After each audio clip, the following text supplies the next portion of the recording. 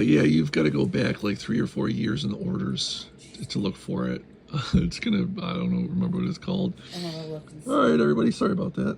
Amazon, looking up Amazon orders. So we're in Romans. Well, it's going to be 13, but I also wanted to hit up 14, 17. Again, and these are little things. This is Paul saying, don't judge other people. You know, how you're supposed to live, you know, which is very important. You know, you're supposed to not try to, you're not supposed to do things to people which impact their belief. You know, you're not supposed to judge other people, again, because you don't know what they're going through. You're supposed to be helpful, and I know that's hard. I know it's hard, because people can be douchebags. I should know, I am one. But 14, this is how you're supposed to be living life. 14, 17.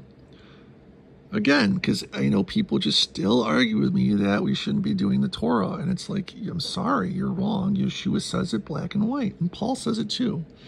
People who think Paul says we don't have to do the Torah have been misled by those who are lawless, which Paul says himself. For the reign of Elohim is not eating and drinking. It's just not partying and just being, you know, but righteousness and peace and joy in the set-apart spirit. But righteousness, what is righteousness? Luke 1:6, blamelessly walking in the commands of Yah, following the law. So again, Paul's saying it straight up right here. You know, so you're following the law and peace and joy in the spirit. So that's that. And then another thing I wanted to touch upon. Now again, if you got opinions on that, let me know. You know, I'm always open to, you know, some talk about it. I love, you know, iron sharpens iron. This I have my opinion on, and I'm, again, more than welcome to chime in. Now, I hear a lot of Christians just like, oh, we got to blindly pay taxes and, you know, blindly follow the government. And what I'll say about that is Paul's talking about the government here. And I want you to keep in mind, there's 2 ways to look at this. There might be more, but I see it in 2 ways. One way is he's talking about a righteous government put in, you know, installed by Elohim, people who follow Elohim, follow Torah, and have standards. That's one. We're going to talk about that one first. The second one is a corrupt government, which we have now, I believe, in America, in pretty much every other country in the world, let's be honest, because, you know, the devil runs this world. So let's read it real quick. Let every being be in subjection to the governing authorities. For there is no authority except from Elohim, and the authorities that exist are appointed by Elohim. So he who opposes the authority withstands the institution of Elohim, and those who withstand shall bring judgment on themselves. For those ruling are an object of fear, not to do good works, but to evil. Do you wish to not be afraid of the authority? Do the good, and you shall have praise from it. For it is a servant of Elohim, and to you for good. But if you do evil, be afraid, for it does not bear the sword in vain. For it is a servant of Elohim, a revenger to execute wrath on people who practice evil. So my point here is, I hear a lot of people saying, well, brother, we can't judge anybody, and you can't, you know, because Paul earlier says, don't get revenge. He quotes Yahweh, where Yahweh says, you don't get revenge, I do. This is what brought this about. Hang on, let me see here. Right here. It's Romans 12:20, or 12:19. Do not revenge yourselves, but give place for wrath, for it has been written, vengeance is mine, I shall repay it. Well, how is he going to do that? In judgment in the afterlife? Sure.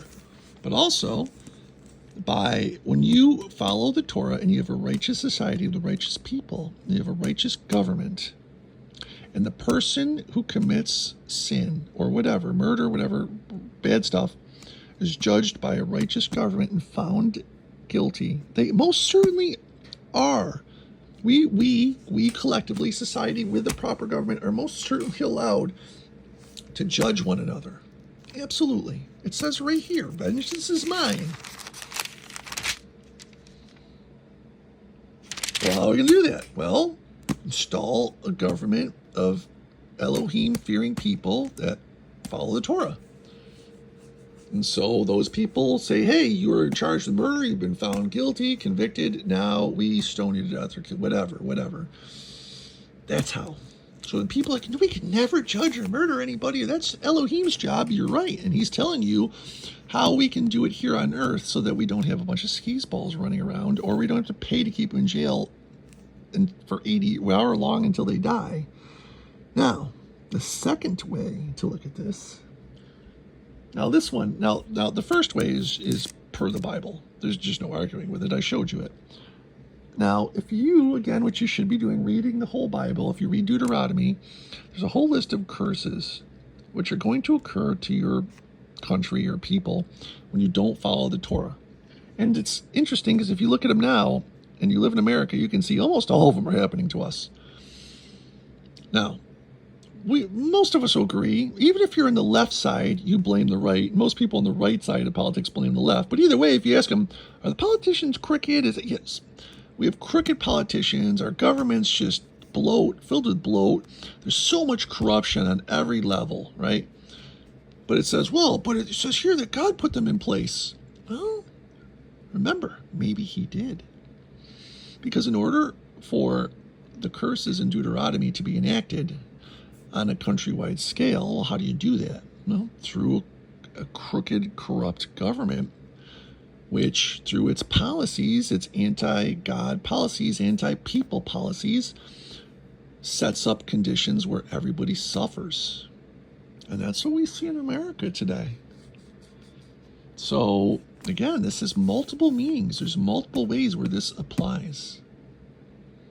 But don't let the main point get away from you. In both these instances, and in every instance through this book, there's a couple of key points, one of which is following the rule book. How do we live our lives? Don't lie, don't cheat, don't steal, etc., etc. If we just would all do that, just think about it. People make it so complicated and try to cherry pick and argue. If you just followed the rules and treated your neighbor like yourself. Imagine actually treating your neighbor, how much concern you have for yourself with your neighbor. If everybody did that, and you all followed the rules, we all followed the rules, society would be almost perfect. That's all this book is trying to say. Like, hey, here's some rules. They're not really that hard. If you guys just treat each other like you treat yourselves, and then, praise Yah like we should. I mean, and it shows what happens when we do that. Remember, the Old Testament is the rules and stories what to happen to the people when they follow the rules and when they don't, for the most part. I mean, that's just a not arguable scenario. Like, don't lie, don't cheat, don't steal, don't covet, you tell me those are bad things to start a society with? A base a society on? No, of course not. So, yeah, I mean, again, I know people love to argue with me about this, even though it's, Yeshua verbatim, and I don't take things out of context. I read the whole book, so I'm not trying to be, I know it sounded kind of jerky, I'm not trying to be. So let me know what you guys think. As usual, peace out, yo.